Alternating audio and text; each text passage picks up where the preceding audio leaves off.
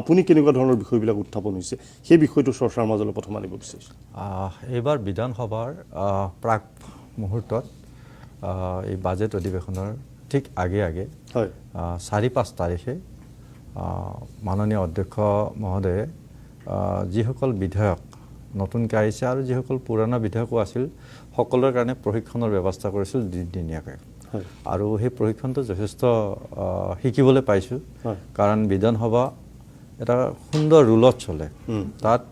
বিধানসভাত কথা কম বুলি ক'ব নোৱাৰে, এটা ৰুল প্ৰচিডিউৰ আছে। এজন বিধায়কে এটা প্ৰশ্ন উত্থাপন কৰিবলৈ হ'লে সেই প্ৰশ্নটো উত্থাপন কৰাৰ আগত বিধানসভাৰ যিটো ৰুল সেই ৰুল ফ'ল' কৰি প্ৰশ্নটো বিধানসভাত পঠোৱাব লাগিব। আৰু তাত এটা প্ৰশ্ন পোৱাটো বিশেষকৈ ষ্টাৰ আৰু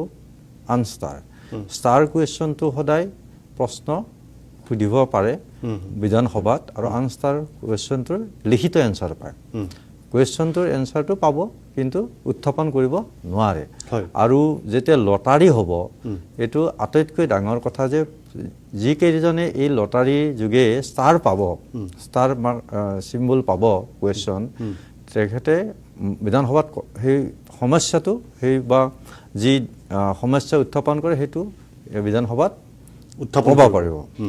আৰু সেই হিচাপে মই দেখিছোঁ যে অতি সুন্দৰ এটা নিয়ম অনুসাৰে চলে।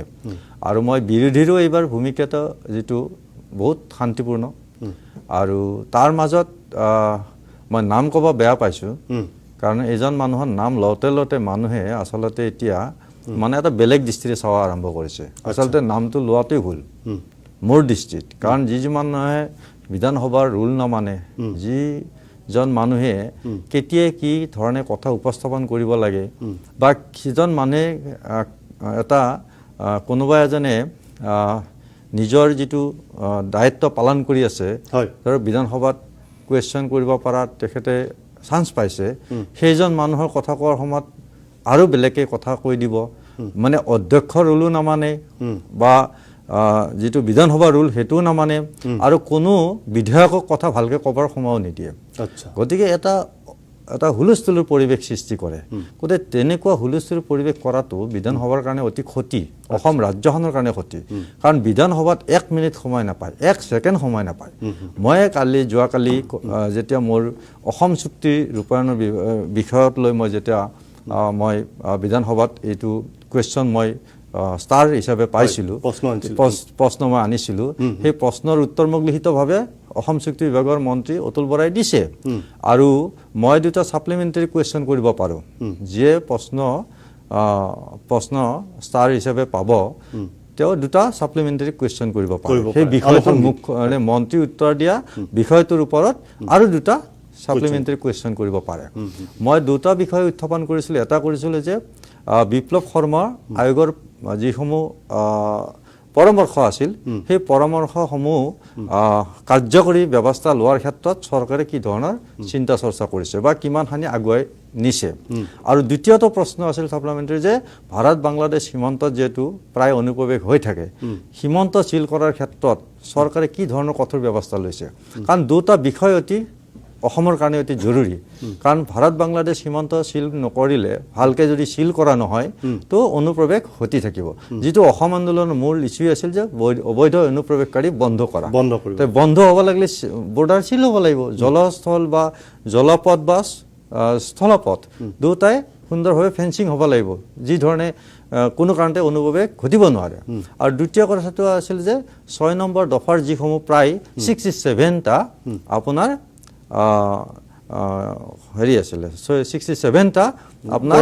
পৰামৰ্শ আছিল। এই 67টা পৰামৰ্শৰ ৰাজ্য চৰকাৰৰ 40টা আৰু ৰাজ্য আৰু কেন্দ্ৰীয় চৰকাৰৰ 13টা আৰু কেন্দ্ৰীয় চৰকাৰৰ আছিলে অকলে 15টা, অৰ্থাৎ 15, 40, 12 এই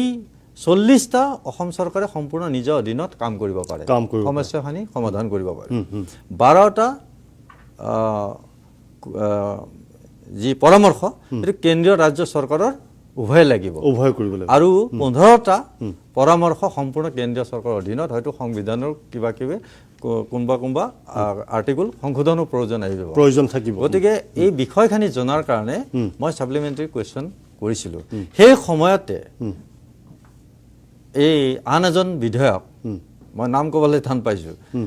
কাৰণ মই নামটো ল'ব টান পাওঁ কাৰণ তেখেতে এই কুৱেশ্যনটো কোনো প্ৰাসংগিক নাথাকা সাপ্লিমেণ্টাৰী কুৱেশ্যনৰ মাজত বা মূল যিটো মোৰ প্ৰশ্ন আছিল সেই প্ৰশ্নৰ লগত কোনো সামঞ্জস্য নাথাকা এটা প্ৰশ্ন সুধি দিলে তেতিয়া মন্ত্ৰীয়ে সুন্দৰভাৱে কথাখিনি কৈ গৈছে যিখিনি প্ৰশ্ন সুধিছিলে সুন্দৰভাৱে উত্তৰ দিছে আৰু সেইজন ব্যক্তিৰো উত্তৰ দিছে যে আপুনি এই বিষয়টো যেটো মূল প্ৰশ্নৰ লগত প্ৰাসংগিক নহয় বা জড়িত নহয় গতিকে আপুনি এই প্ৰশ্নটো এটা বেলেগ ডিভাইজত আপুনি লিখিতভাৱে আনিব বিধানসভাত মই উত্তৰখিনি সুন্দৰভাৱে দিম এটা ভাল উত্তৰ দিছিলে কিন্তু সেই উদ্দেশ্যটো সেইটো নহয় উদ্দেশ্যটো হুলস্থুল কৰা সময়টো অপচয় কৰা মিডিয়াৰ হাইলাইট পোৱা এতিয়া যোৱাকালি বহুত মিডিয়াই কি কৰিলে যে অসম চুক্তি ৰূপায়ণৰ মূল প্ৰশ্নটো কোনে কৰিছে কোনে নাইকিয়াই হৈ গ'ল কোনে কৰিলে বুলি ভাবিলে মই যোৱাকালি এটা টিভি চেনেলত যাওঁতে কথাটো এনেকুৱা কৈ দিলে যেন সেইজন মানুহে যেন এই প্ৰশ্নটো আনিছে আচলতে ভুল কথাটো সেইটো নহয় কাৰণ অসম চুক্তিৰ লগত সেই ব্যক্তিগৰাকী কোনো জড়িতও নহয় মই ভাবোঁ খুব ভালকৈ হয়তো অসম চুক্তিখনো পঢ়া নাই কোনোদিন মোৰ বিশ্বাস অসম চুক্তিও পঢ়া নাই অসম চুক্তিৰ সমস্যালৈও মতলব নাই মতলব এটাই যে এইটোক লৈ হুলস্থুল পৰিৱেশ কৰিব লাগে সময়টো নষ্ট কৰিব লাগে আপুনি বিশ্বাস কৰিব এজন বিধায়কে নিজৰ সমষ্টিৰ কথা কোৱাৰ কাৰণে এটা ছেকেণ্ড নাপায় আৰু যেতিয়া কথা ক'বলৈ সময় পায় অধ্যক্ষই ৰুলিং দিয়ে যে শ্বৰ্ট কৰক টু দি পইণ্ট কওক মোকে যোৱাকালি কৈছে যে আপুনি টু দি পইণ্ট কওক কুৱেশ্যনটো কওক এটা সাধাৰণভাৱে অলপ কথা আপুনি ভালকৈ ক'বৰ কাৰণে টাইম অভাৱ হয় তো সেনেকুৱা এটা গুৰুত্বপূৰ্ণ সময় যেতিয়া অপচয় হয় নিশ্চয় ৰাজ্যখনৰ ক্ষতি হয় কাৰণ বিধানসভাখন এখন এনেকুৱা সভা য'ত সামগ্ৰিকভাৱে সমস্যাসমূহ তাত আলোচনা হয় এতিয়া যোৱা পৰহি মই 301ত মই উপস্থাপন কৰিছিলোঁ যে অসমৰ ভয়াৱহ কেঞ্চাৰ ৰোগৰ ওপৰত মই যেতিয়া উপস্থাপন কৰিছিলোঁ প্ৰশ্নৰ তেতিয়া স্বাস্থ্য বিভাগৰ মন্ত্ৰীগৰাকী সুন্দৰভাৱে এনসাৰ দিছে কাৰণ সেই কথাখিনিৰ দ্বাৰা মানুহৰ উপকাৰ হ'ব কাৰণ আজি কেঞ্চাৰ ৰোগটো ক'ৰ পৰা হৈছে সেই কথাটো যদি বিধানসভাত ভালকৈ পতা নহয় বা এই কেঞ্চাৰ আলোচনা নহয় ক'ত হ'ব গতিকে মই সেই সময়ত প্ৰশ্নখিনি যেতিয়া উত্থাপন কৰিছিলোঁ স্বাস্থ্য মন্ত্ৰীগৰাকী গোটেই স্বাস্থ্য প্ৰক্ৰিয়াটোৰ কথা কৈছে পৰিকল্পনা ভৱিষ্যতৰ পৰিকল্পনাৰ কথা কৈছে আৰু অতি উন্নত মানৰ প্ৰটন থেৰাপি যিটো ভাৰতবৰ্ষৰ কোনো ৰাজ্যৰ চৰকাৰী হস্পিটেলত নাই সেই প্ৰটন থেৰাপি মাননীয় মুখ্যমন্ত্ৰী মহোদয় গুৱাহাটীত প্ৰটন থেৰাপিৰ নিচিনা অতি ব্যয়বহুল এটা থেৰাপি আনিবৰ কাৰণে ইতিমধ্যে সিদ্ধান্ত লৈছে ইতিমধ্যে হয়তো কম দিনৰ ভিতৰত আমাৰ অসমত গুৱাহাটীত প্ৰটন থেৰাপিৰ নিচিনা থেৰাপি পাবলৈ সক্ষম হ'ব কেঞ্চাৰ ৰোগীসকল উপকৃত হ'ব মই নিজে গৈছিলোঁ চেন্নাইত এপলে প্ৰথম এই প্ৰটন থেৰাপি যিটো ট্ৰিটমেণ্ট এইটো মেচিনটো আমেৰিকাৰ পৰা আনিছিল আৰু অতি ব্যয়বহুল সেইকাৰণে আনিছিল তাত ৰাণা প্ৰতাপ ৰেড্ডিৰ পৰিকল্পনা আছিল সপোন আছিল যে ভাৰতবৰ্ষৰ বহুত মানুহে UK আমেৰিকা জাপানলৈ যাই ফেলে খৰচ কৰি ট্ৰিটমেণ্ট কৰিব নোৱাৰে গতিকে তেখেতৰ এটা সপোন আছে যে ভাৰততে যাতে এই ব্যয়বহুল ট্ৰিটমেণ্টটো পাই যাতে জীৱন বচাব পাৰে তাৰ কাৰণে এপলো হস্পিটেলে প্ৰথম মাদ্ৰাছ ইউনিভাৰ্চিটিৰ কাষৰ যিখন কেঞ্চাৰ অকল কেঞ্চাৰ হস্পিটেলৰ কাৰণে কৰিছিল প্ৰটন কেঞ্চাৰ চেণ্টাৰ বুলি যিটো হস্পিটেল খুলিছে তাত এই মেচিনটো আনিছিলে গতিকে সেই আজি অত্যাধুনিক কেঞ্চাৰ চিকিৎসাৰ অত্যাধুনিক থেৰাপি মেচিন আজি অসমত উপলব্ধ হ'ব এইটো কিমান ভাল কাম এই কথাখিনি ৰাইজৰ মাজত যাব লাগে আৰু মই প্ৰচাৰ ক'ত হ'ল প্ৰচাৰটো হাইজেক হ'ল না প্ৰচাৰৰ বেলেগ কথা হ'ল যিটো কোনো ফাইদা নাই যিটো কথা এই কথাটো আপোনালোকেও চিন্তা কৰিব লাগে আপুনিতো বাৰে বাৰে নাম লৈ আছে আপুনিওতো নামটো অলপ বেছিকৈ লৈ ভাল পায় আপুনিতো ইয়াত লিখিছে নামবিলাক কিয় লিখিছে আপোনালোকে জানিব সেই কথাটো মই এটা কথা ক'ব বিচাৰিছোঁ যে কেঞ্চাৰৰ ক্ষেত্ৰত আমেৰিকা বাসিন্দা বৰ্তমান আৰু কেঞ্চাৰ বৈজ্ঞানিক ডাক্তৰ বিকুল দাস জন্মসূত্ৰে শুৱালকুছিৰ সুসন্তান তেখেতে আমেৰিকাৰ এজন গৱেষক কেঞ্চাৰৰ চিকিৎসক আৰু তেখেতে নিজৰ প্ৰচেষ্টাত যোৱা 30টা বছৰে আমাৰ হাজো শুৱালকুছি অঞ্চল বা কামৰূপ জিলা অঞ্চলত ফ্ৰীভাৱে ট্ৰিটমেণ্ট দি আছে কবি কৃষ্ণ টেলিমেডিচিন আৰু cancer care unit cancer care centre নাম দি আৰু তেখেতৰ নিজৰ প্ৰচেষ্টাত আপুনি ভাবিলে আচৰিত লাগিব নিজৰ প্ৰচেষ্টাত গুৱাহাটী আইআইটিত R&D যিটো বিল্ডিং আছে গৱেষণাৰ যিটো চেণ্টাৰ আছে তাত তেখেতে এটা নিজা প্ৰচেষ্টাত 10 কোটি টকা ব্যয় সাপেক্ষে নিজৰ ধন খৰচ কৰি এটা তাত কেঞ্চাৰ ৰিচাৰ্চ চেণ্টাৰ আজি কবি কৃষ্ণ কেঞ্চাৰ ৰিচাৰ্চ চেণ্টাৰ তেওঁ স্থাপন কৰিছে আৰু তাৰ জৰিয়তে কেনেকৈ এজন দুখীয়া ৰোগীয়ে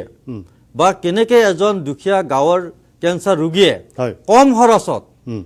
ভাল ট্ৰিটমেণ্ট পাব পাৰে আৰু আৰোগ্য লাভ কৰিব পাৰে আৰু সেই বিষয়ে ৰিচাৰ্চ কৰি তাৰ মডেল খাৰা কৰিছে মই অসম চৰকাৰৰ মই বিধানসভাত উপস্থাপন কৰা কথাটো এইটোৱে যে ডক্টৰ বিকুল দাসৰ নিচিনা এজন কেঞ্চাৰ বিশেষজ্ঞ আমি পাইছো বৈজ্ঞানিক এজন পাইছো অসমে পাইছো আৰু তেখেতে নিজে আহি আজি 6 মাহ মই এইবাৰ বেছি দীঘলীয়া সময় লৈ আহিছে এইবাৰ দীঘলীয়া সময় আহি অসম চৰকাৰৰ মাননীয় মুখ্যমন্ত্ৰীকো তেখেতে সাক্ষাৎকাৰ কৰিছে মুখ্যমন্ত্ৰীয়ে তেখেতৰ নিজৰ পেজত ডক্টৰ বিকুল দাসৰ বিষয়ে সুন্দৰভাৱে যোৱাকালি লিখিছে আৰু এই কথাটো এই কাৰণে হৈছে যে আচলতে ডক্টৰ বিকুল দাসে এজন ইমান মানৱ দৰাদি এজন মানৱ দৰদী চিকিৎসক যে নিজে বিনা কোনো মানে ফিজ নোলোৱাকৈ ফ্ৰী অফ কষ্টত মানুহৰ ঘৰে ঘৰে যাই ট্ৰিটমেণ্ট কৰে আৰু নিজৰ চেণ্টাৰত যিসকল ৰোগী আহে কেঞ্চাৰ ৰোগী সুন্দৰভাৱে এডভাইচ দি কম খৰচতে তেখেতেতো কোনো পইচা নলয় কিন্তু মেডিচিনখানিও যাতে কমত পায় পৰীক্ষা নিৰীক্ষাখানি যাতে কমত পায় আৰু কোনটো ধৰণে ট্ৰিটমেণ্টটো কৰিলে কোনখন হস্পিটেলত ভালকৈ কৰিলে ৰোগীজন নিজে লৈ যোৱাৰ ব্যৱস্থাও কৰিছে গতিকে এনেকুৱা একোজন ডক্টৰ এজন মানৱ দৰদী কেঞ্চাৰৰ বিশেষজ্ঞ অৰ্থাৎ কেঞ্চাৰৰ ৰোগৰ বৈজ্ঞানিক এজনক আমি পাইছোঁ আজি অসমৰ গুৱাহাটীতে তেখেতে আচৰিত পাব যে তেখেত খুব বেলেগ ধৰণে আমেৰিকা বা জাপানত থাকিব পাৰে বা জাৰ্মানত থাকিব পাৰিলেহেঁতেন তেখেতে অসমলৈ এটা কাৰণে আহে যে আমেৰিকাত তেখেতৰ কৰিব লগা বহুত নাই আমেৰিকা বহুত উন্নত চিকিৎসাটো বহুত উন্নত আমাৰ মানুহখানি যাতে ইয়াত ভালকৈ সেৱা পায় সেই মনোভাৱৰ কাৰণে তেখেতে আমেৰিকাৰ পৰা আহি অসমত বা গুৱাহাটীত বা শুৱালকুছিতো নাথাকি তেখেতে আইআইটিৰ যিটো তেখেতৰ লেব আছে অতি সাধাৰণ এখন বিচনাত শুই থাকে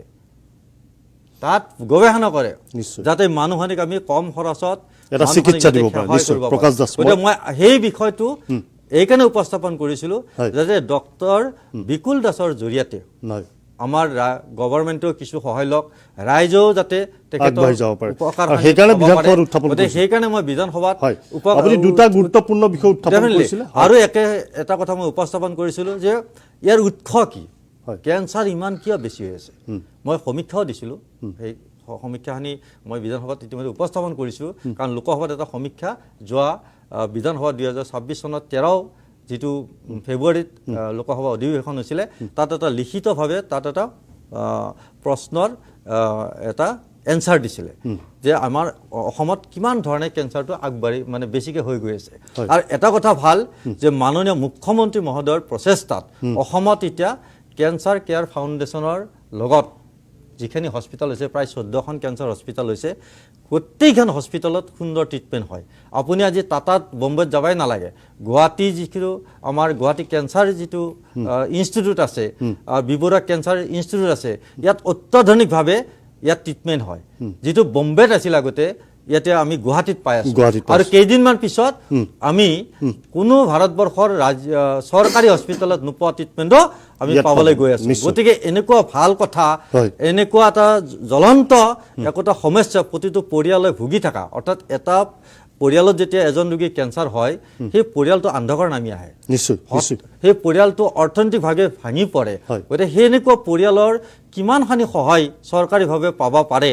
চৰকাৰক আমি কেনেকৈ সেই মানুহখিনিক সহায় কৰাৰ কাৰণে চৰকাৰৰ আঁচনিসমূহ লৈ যাব পাৰোঁ সেই কথাটোহে আমি আলোচনা কৰিছিলোঁ এতিয়া আপোনাৰ আয়ুষ্মান ভাৰত বিভিন্ন পেকেজৰ জৰিয়তে ৰোগীয়ে সহায় পায় নিশ্চয়। যদি অত্যাধুনিক এই চিকিৎসা আহিব এই চিকিৎসাসমূহ যাতে তেনেকুৱা এটা লেভেলত লৈ যাব পাৰে আৰু ধনী দুখীয়া নোহোৱাকৈ সকলোৱে যাতে সমানে পায় মই প্ৰকাশ দাসৰ বিষয়টোৰ মাজত আকৌ সোমাবলৈ যাম মই বিধানসভাত এই কথাটো উপস্থাপন নিশ্চয় কৰিছিলোঁ। দুটা গুৰুত্ব